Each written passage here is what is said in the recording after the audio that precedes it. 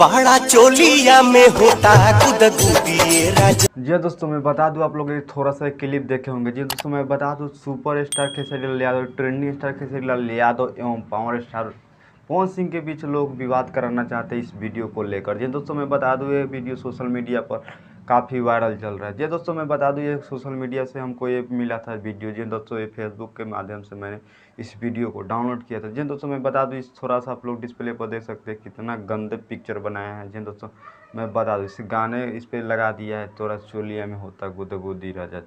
जी दोस्तों, इस गाने को कचरे गाने को लगा दिया इस डिस्प्ले पर और फोटो को जी दोस्तों एडिटिंग करके बनाया हुआ है। जी दोस्तों, इस वीडियो को आप लोग दिल पर ना लीजिएगा क्योंकि दोस्तों एक एडिटिंग किया यह फोटो है। जी दोस्तों, मैं बता दूं ये वीडियो ओनली फॉर इंटरटेनमेंट के लिए बनाया गया है। कोई व्यक्ति इस वीडियो को बनाया है खाली इंटरटेनमेंट के लिए। तो प्लीज़ इस वीडियो को एक लाइक तो बनता है ऐसी जानकारी देने के लिए। और आप लोग चैनल पर नए हैं तो प्लीज़ सब्सक्राइब कर लीजिए क्योंकि मैं भोजपुरी इंडस्ट्री से जुड़े खबरें लेकर आता रहता हूँ। मिलते हैं नेक्स्ट वीडियो के बाद, तब तक ले बाय। इस वीडियो को अपने दोस्तों में शेयर करना ना भूलें।